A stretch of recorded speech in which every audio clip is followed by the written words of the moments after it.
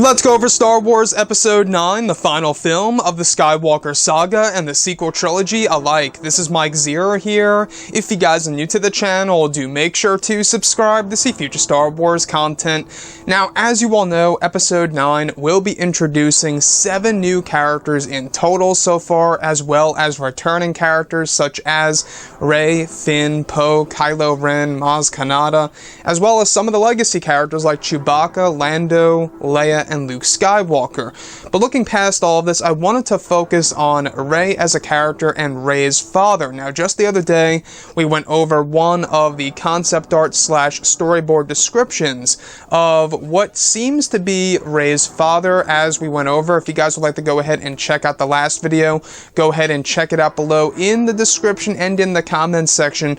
But looking past all of this, these past couple of weeks, we've been learning a whole lot more about this film when it comes to some of the scene descriptions and some of the concept art and storyboard descriptions, as well as some of the set designs and set leaks, etc. Now, one of which has all to do with Rey's potential father in Episode 9. Specifically, a man in a Jedi-like robe with a collar similar to Lor San Tekka's. In case you guys have no idea who Lor San Tekka is, he is the old man that was killed on Jakku by Kylo Ren in The Force Awakens. Moving on.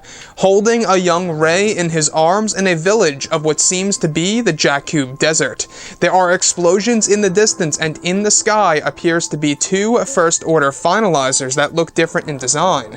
The man holding Rey kisses her on the forehead, places her inside of an abandoned AT-AT, and runs off to the scene of danger. So, as we went over in our last video, we went over how this mysterious man actually does have a ponytail, long hair, and a clean-shaven face, almost as if he is a Jedi in a sense. Now, do I think that this man, which is potentially Rey's father, is a Jedi? Not necessarily. I don't think he's a Jedi per se, but he could be a Lor San Tekka-esque figure, where maybe he was a member of the Church of the Force. I don't know if you guys are familiar with the Church of the Force, but this is explored lightly in the Force Awakens novelization, and Lor San Tekka is indeed a member of that little organization, the Church of the Force. Essentially, they follow, the lore of the Jedi and the whole entire, story of the Jedi and try to keep it alive. And that's what I like about Lor San Tekka, is because, well, he helped out Luke Skywalker. He was a dear friend of Luke and helped him out, discovering different Jedi lore.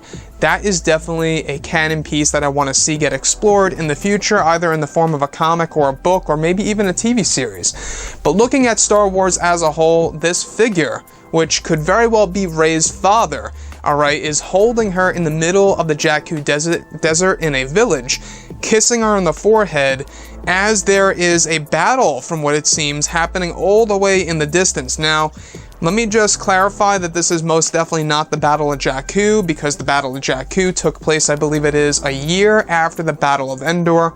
So it wouldn't really make sense for, Rey to be born that early anyways, because in The Force Awakens she's only 19, and in The Force Awakens itself, it's placed 30 years after the events of that movie. But looking at the Battle of Jakku, there could be timelines. It's not quite specific on how old Rey is in this concept art / storyboard description. She could be 5, she could be 6, we don't know.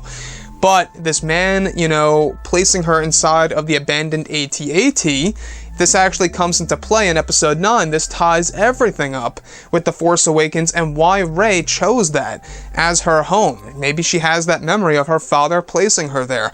Could this very well be the moment, the last moment in which she got to see her father just before he ran away to that danger, that battle in the background with the First Order finalizers and some explosions? Now, why would the First Order be invading the planet of Jakku before the events of The Force Awakens and after the Battle of Jakku? I'm not quite sure. It's a very interesting question for sure, that I'm sure a lot of people are, very much asking themselves right now. But the character of Rey, in The Last Jedi, it was pretty much set up by Rian Johnson that her parents are nobody, right? Now, John Williams, he talked about this in a podcast as well as I have. I've brought this up before about him, is that he actually told us that he just doesn't buy it. He doesn't buy the fact that Rey's parents are nobodies. He doesn't believe in it, and he thinks that there's a whole lot more to the story there, and that her lineage is going to be very important in episode 9. So, I really have my fingers crossed here for JJ and what he's going to do with the character of Rey, and just make her feel a little bit more important, make her feel more connected. I feel like that if they make her connected to, you know, parents that are very powerful within the Force, I think it'll really make the fans understand and accept more as to why Rey is so powerful and why she was able to go up against Kylo Ren and defeat him so easily. So, looking at episode 9 with Rey's father, you know, in the last description, we went over how, you know, he's got that clean-shaven look, he's got the long hair with the ponytail dropping down to the upper back area. So, he is Jedi-like, but I think he's a member of the Church of the Force. That's my theory. From the descriptions that we have heard, I think he's a member of the Church of the Force. I think he's a Lor San Tekka-like figure, and a lot of these people actually migrated over to Jakku in order to hide Jedi lore. After all, they are people who hold Jedi knowledge, and I think that's exactly why Kylo Ren killed Lor San Tekka in The Force Awakens, is because he knew about Jedi lore, where it was stored, and what it could actually hold. So, by Kylo Ren killing Lor San Tekka, you know, he knew that this Jedi lore would not be spread anymore.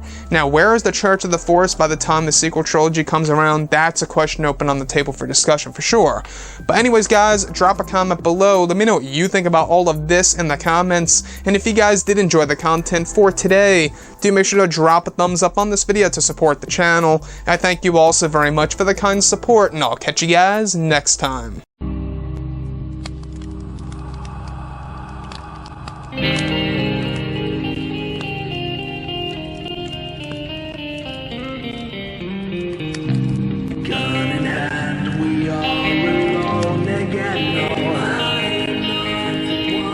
From night to moon, we hear them moans again.